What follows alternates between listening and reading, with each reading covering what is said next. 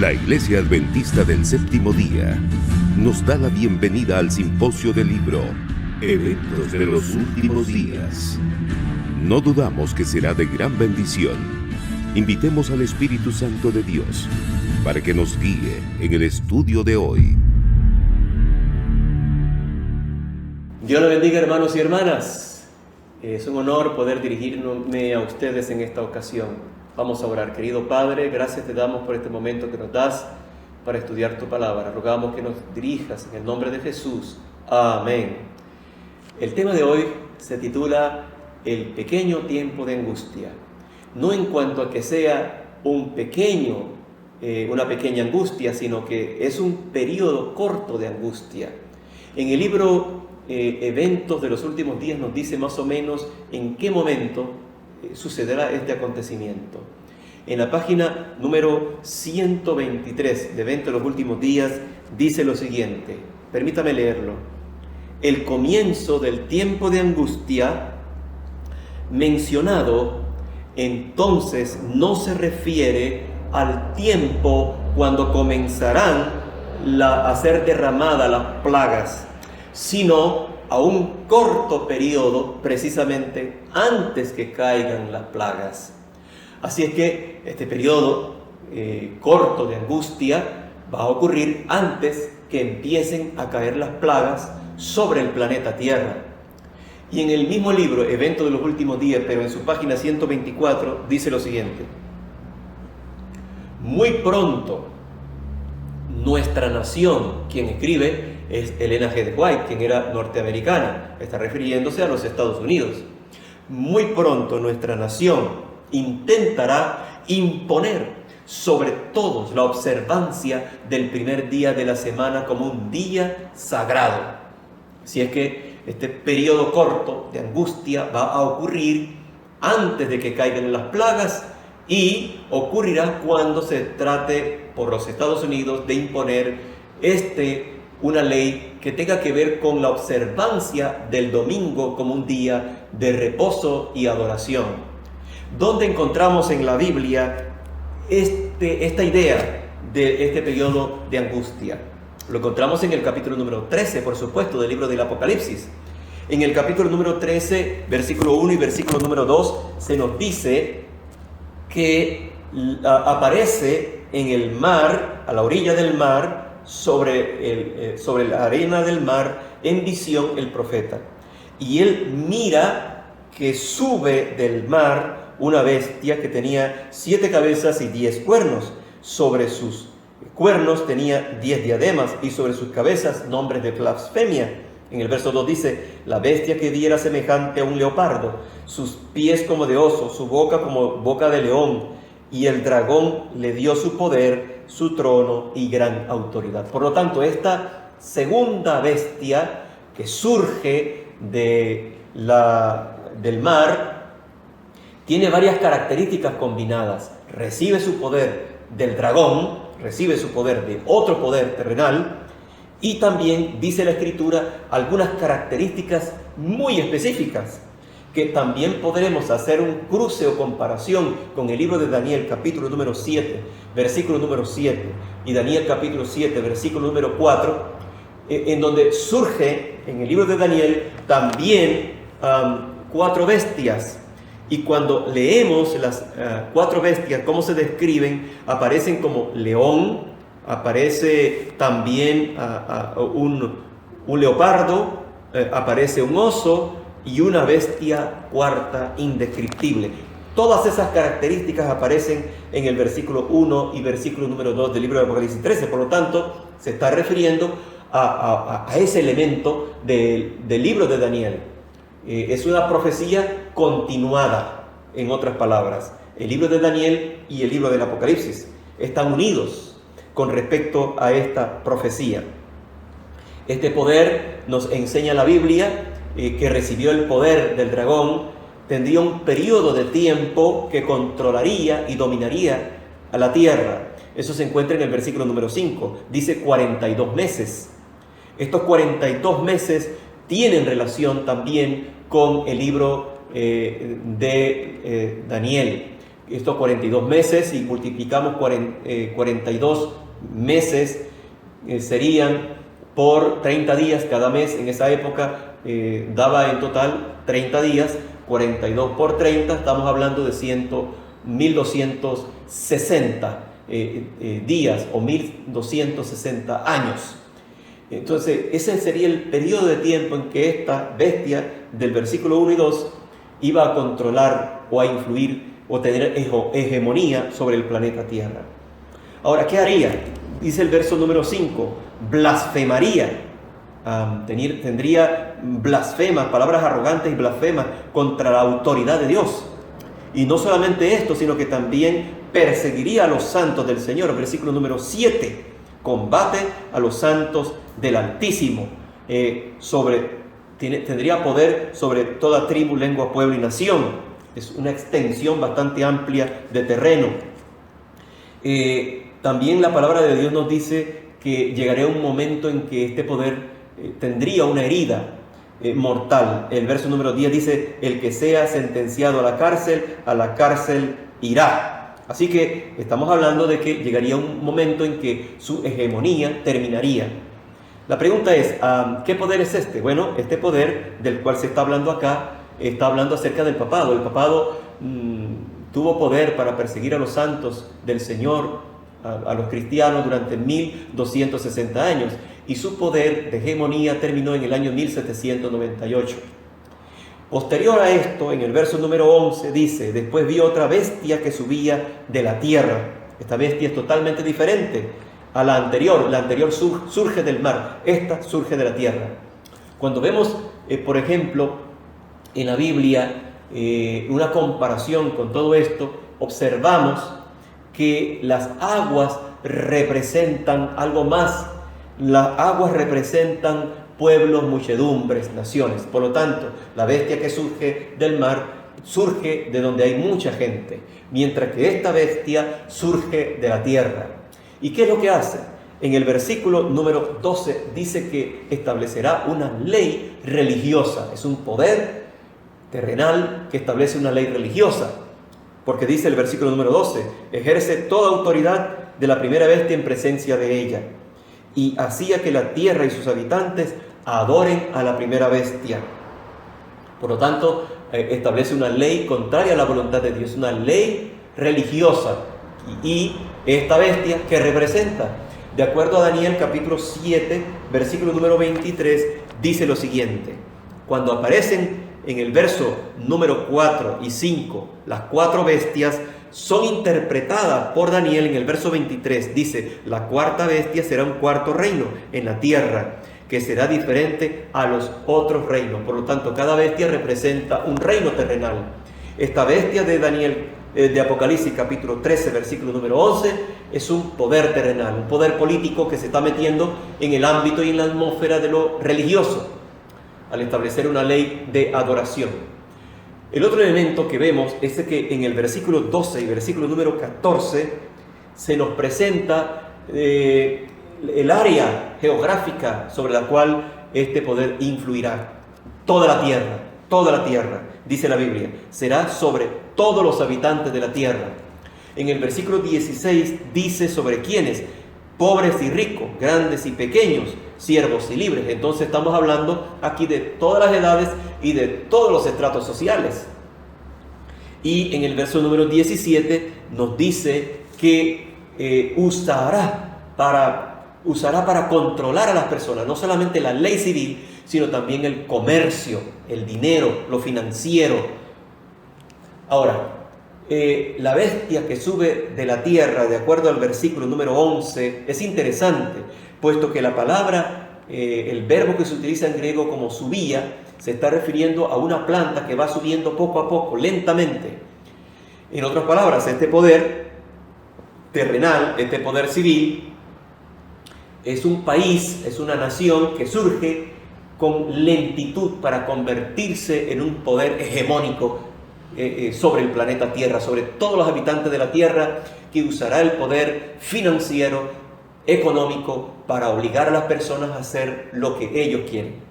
Ahora, este poder se puede identificar dentro de cuatro contextos.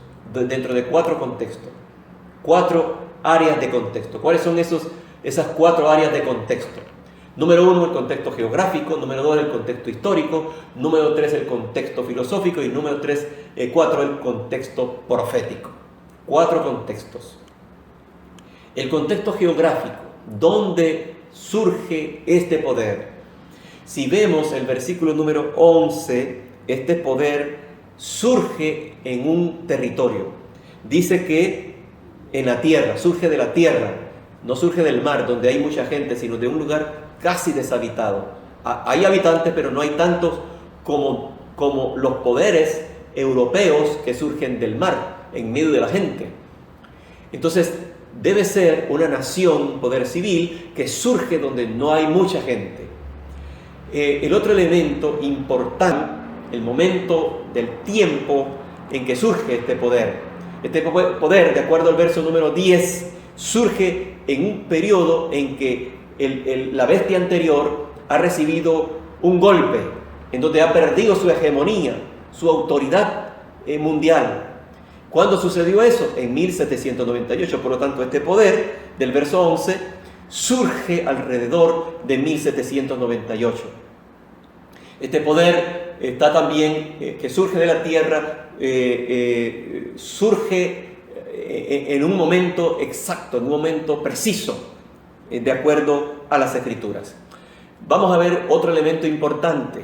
Otro elemento importante es que tiene una filosofía, ¿ya? Una filosofía. Esa filosofía se ve muy clara en el verso número 11. 2 cuernos semejantes a los de un cordero. En otras palabras, este poder surge sobre la base de 2 elementos importantes, que son filosofía cristiana, porque tiene 2 cuernos. 2 cuernos semejantes a los de un cordero. El cordero tiene que ver con el cristianismo, por lo tanto se basa en un pensamiento cristiano. ¿Cuál es ese pensamiento cristiano? Que debe haber separación entre iglesia y Estado. Cada uno representa a Dios y sirve a Dios, pero deben estar separados. Dios no quiere usar la fuerza del poder civil, de las armas, para convencer, para hacer que la gente le siga y le obedezca. Debe ser libremente, porque la conciencia ha sido convencida que Dios tiene la razón. Y el otro elemento importante no solamente es la separación entre iglesia y Estado, sino el respeto al libre albedrío del ser humano. Estos elementos son importantes dentro del fundamento de esta nación.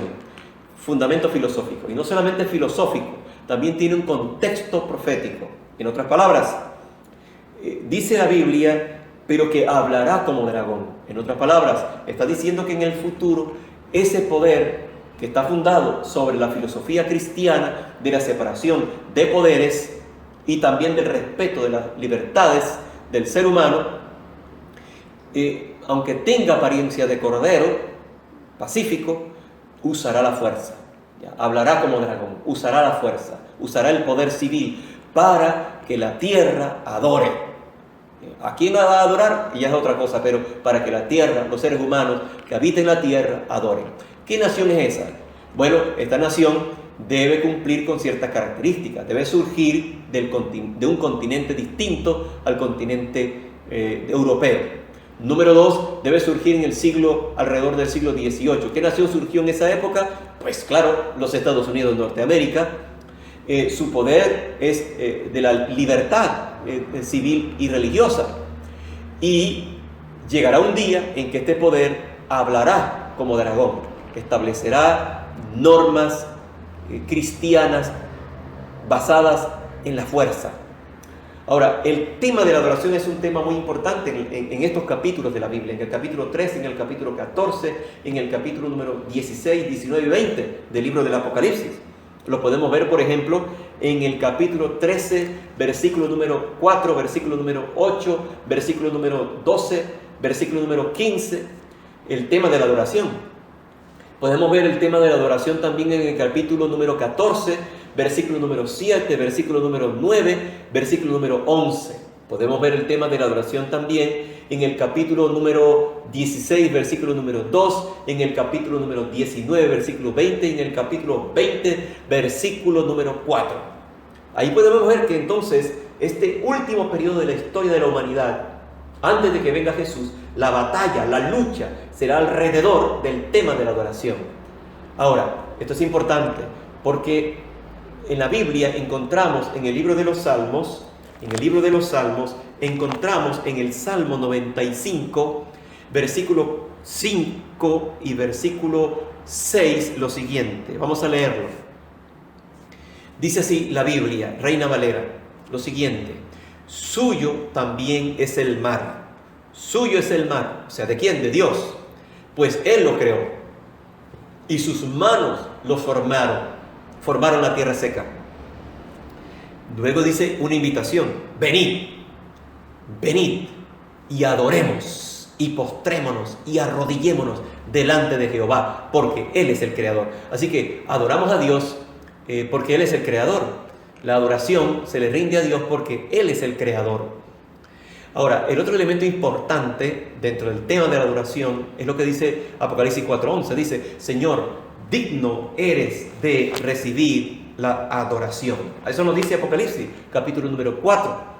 Porque tú creaste todas las cosas. Esa es la razón por la cual le adoramos, porque Él es el creador. Ahora, en el libro de Romanos, vamos a buscar Romanos, capítulo número 12, versículo 1 en adelante, la palabra de Dios nos dice otro elemento del tema de la adoración. O sea, cómo le rendimos adoración al Señor. Primero vimos la razón por la cual lo adoramos. Él es el creador. Pero ahora vamos a ver cómo y dónde lo adoramos. En el versículo número 12 del libro de Romanos, la palabra de Dios nos dice que le debemos nuestro culto racional. O sea, le debemos adoración a Él, porque Él ha tenido misericordia con nosotros, ha tenido gracia con nosotros. Así que la segunda razón por la cual nosotros adoramos a Dios es porque Él ha tenido gracia con nosotros. Número 1, lo adoramos porque Él es el creador, y número 2, lo adoramos porque Él es nuestro Salvador. Él es nuestro Salvador. Pero también luego Pablo dice que debemos rendirle nuestra adoración a Él, ofreciéndole nuestros talentos, nuestro servicio, nuestras habilidades para servirle a Él y a nuestro prójimo. También nos dice y nos exhorta a adorarlo con amor afectuoso hacia los demás, teniendo preferencia a los demás, no siendo perezosos, sino responsables y diligentes, siendo personas gozosas. En otras palabras, está hablando de un cristianismo práctico, un cristianismo de todos los días. Nosotros debemos rendirle nuestra adoración a Dios todos los días, en nuestro cotidiano quehacer. Pero también la palabra de Dios nos dice que adoramos a Dios porque Él es el creador y lo adoramos un día específico. En el libro de Éxodo, capítulo 20, versículo número 11, dice la palabra de Dios: acuérdate de que en 6 días hizo el Señor los cielos, la tierra, el mar y todo lo que hay en ellos. Y por eso bendijo y consagró el día de reposo. Así que guardamos el sábado como un monumento de que Dios es el creador. Nos recuerda que Dios es el creador y por eso guardamos el sábado. Así que guardamos el sábado porque Dios es el creador, porque Dios es nuestro Salvador, porque Dios es el que nos santifica. Él es el que lo hace todo. Por eso guardamos el sábado. El sábado es una expresión de que nosotros creemos y aceptamos a Dios como nuestro creador y nuestro Salvador. Precisamente este es el mensaje que se encuentra en Apocalipsis 14, número 7. Apocalipsis 14, 7 nos dice lo siguiente. Apocalipsis 14, número 7 dice lo siguiente: temed a Dios, dice el primer ángel, denle gloria porque ha llegado la hora de su juicio. Y luego dice: adorad. Es una invitación a todos los moradores de la tierra, adorar al que hizo el cielo, la tierra, el mar y todas las cosas que hay en ellos. Por lo tanto, mis queridos hermanos, adoramos a Dios el día sábado. Por lo tanto, este poder terrenal irá contra la voluntad de Dios, ¿ya? Para que se adore a su manera, no a la manera de Dios. Ahora, ¿qué sucesión de eventos ocurren? El poder religioso, ¿ya? El poder religioso, los protestantes y la iglesia romana se van a unir para presionar al poder civil para que se establezca una ley religiosa. En Eventos de los Últimos Días nos dice eso en la página número 645 del Conflicto de los Siglos, y también nos lo dice Eventos de los Últimos Días, página 149. El poder civil será usado por la iglesia para forzar a las personas a guardar un día espurio, un día que no es el día de reposo. En la página 124 del libro de Eventos de los Últimos Días dice que no solamente el poder opresivo del papado, sino también el mundo protestante formarán la imagen de la bestia. O sea, se van a unir para perseguir al pueblo de Dios. Ahora, ¿quién está detrás de todo esto? Un día Jesús, encontrándose en el desierto, fue tentado. ¿Se acuerdan ustedes? Se le apareció Lucifer o Satanás como un ángel de luz. Y entonces le dijo: si te postras y me adoras, ¿quién está detrás de todo esto? ¿Quién ha querido ser adorado?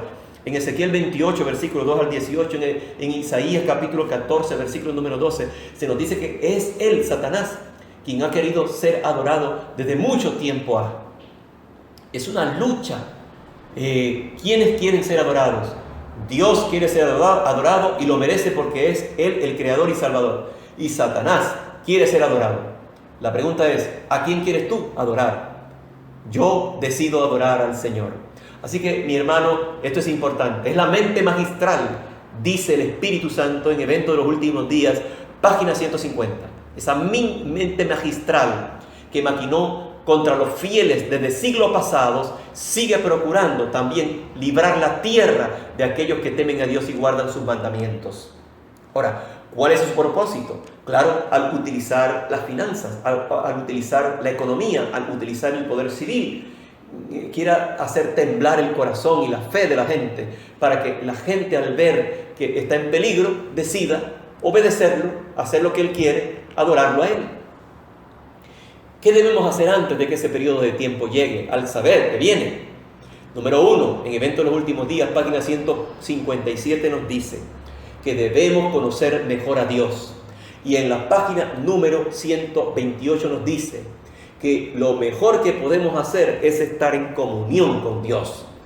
Hoy es el momento de estar íntimamente estrechados en relación de amistad con nuestro Creador. Debemos conocerlo mejor, debemos enraizarnos en Cristo Jesús y crecer en confianza en su poder y en su buena voluntad. Evento de los Últimos Días, página 153, dice: confiando en Él como niños, debemos también confiar nosotros. Dios también nos dará en el momento que esto ocurra la libertad para poder salir de un lugar a otro. Si no se nos acepta en un lugar, debemos ir a otro lugar donde podamos ir a predicar la palabra del Señor. A medida que en diferentes lugares se susciten enemistades contra los que observan el día de reposo, debemos movernos a otros lugares en nuestro deber cristiano, nuestro privilegio hacerlo. Así que, mis hermanos, es muy importante tenerlo en mente. Ahora, ¿qué provocará esto en el pueblo de Dios? ¿Qué va a provocar en los seguidores del Señor, en los que sean fieles a Él? Es un periodo de tiempo de gran amenaza. En la página 123 de Eventos de los Últimos Días dice que al amenazar el tiempo de angustia, fuimos henchidos del Espíritu Santo y salimos a predicar el Evangelio y el sábado con mayor poder. Así que, mis hermanos, debemos proclamar con mayor poder cuando llegue ese momento. Cuando la tormenta de la persecución realmente se desate sobre nosotros, las verdaderas ovejas oirán la voz del pastor. Se harán esfuerzos abnegados, muy poderosos, para hacer el llamado a aquellos que todavía están en el error. Así que, ¿qué debe hacer la iglesia? Estar en comunión con Dios, orar, estudiar la Biblia, poner en práctica los consejos divinos en nuestras vidas diarias y proclamar con poder el Evangelio. ¿Qué ocurrirá en quienes decidan ser fieles a Dios? Esta crisis traerá también gran sufrimiento al pueblo del Señor. Tenemos una perspectiva de una lucha larga. La iglesia apelará al brazo poderoso de la autoridad civil para perseguir y para destruir a aquellos que temen a Dios y guardan sus mandamientos. Los adventistas del séptimo día debemos pelear la batalla varonilmente, con confianza en Dios, por el día de reposo del Señor. Hemos de proclamar con poder muchos serán encarcelados, muchos serán mártires, dice Eventos de los Últimos Días, página 154. Pero aquellos que vivan durante ese periodo de la historia de la tierra sabrán lo que significa ser perseguidos y perderlo todo, aún a los amigos y familiares. Pero nosotros tenemos como amigo a Dios y nuestros familiares son nuestros hermanos en la fe. Hemos de seguir adelante siendo fieles al Señor, porque el Señor no abandonará a los suyos y nos dará fuerza y valor para enfrentar las pérdidas. ¿Qué ocurrirá con las posesiones materiales y económicas de los hijos de Dios en ese momento? Todas esas riquezas y esos bienes materiales se perderán. Por eso es mejor invertir ahora en la obra del Señor, porque todas esas cosas se van a perder. Ahora, pregunta, ¿por qué Dios permite que el pueblo de Dios se enfrente a una crisis como esa? Bueno, en el libro Eventos de los Últimos Días, página 130, responde esta pregunta. Se permitirá por un tiempo que los opresores triunfen, para que Satanás se revele, para que Satanás revele realmente cómo es Él y lo que Él quiere hacer. Él quiere ser adorado en vez de Dios. Dios también ama a su iglesia y Él quiere que su iglesia sea purificada. Y esto solo puede ocurrir ante grandes crisis. ¿Qué más debe ocurrir? A cuanto más engaño, más predicación. Cuanto más engaño haya, cuanto más aumento del engaño, debe también incrementar el anuncio de la verdad, porque el anuncio de la verdad le hace frente al engaño. También esto hará que incremente el número de los que anuncian la verdad y aumentará la oposición y la persecución contra el pueblo de Dios. Pero no debemos detenernos. El Espíritu Santo está con nosotros. Dios está con nosotros. No estaremos solos. Los discípulos no fueron dotados de valor hasta cuando lo necesitaron. Descubriremos que el Señor nos infundirá aliento, valor, cuando los necesitemos. Mis queridos hermanos, mis queridas hermanas, debemos seguir adelante. Preparémonos en este tiempo de gracia para que enfrentemos el periodo de angustia con firmeza, con confianza y con valor. Dios me los bendiga a todos, hermanos, y aprovechemos este periodo de tiempo. Amén. Vamos a orar. Querido Padre, gracias por la oportunidad que nos has dado de estudiar tu palabra. Ayúdanos para que aprovechemos este periodo de tiempo en estudiar la palabra, en descubrir tus grandes verdades, en vivir el Evangelio en nuestras vidas y proclamarlo a otros. Para que cuando llegue el momento, Señor, invirtiendo tiempo, recursos, habilidades, talentos en tu causa, también lo podamos hacer cuando llegue el tiempo de angustia. En el nombre de Jesús. Amén. La Iglesia Adventista del Séptimo Día agradece su compañía en el estudio de hoy durante el Simposio del Libro Eventos de los Últimos Días. Pidamos a Dios que nos mantenga unidos y creciendo en su gracia. Te esperamos el día de mañana.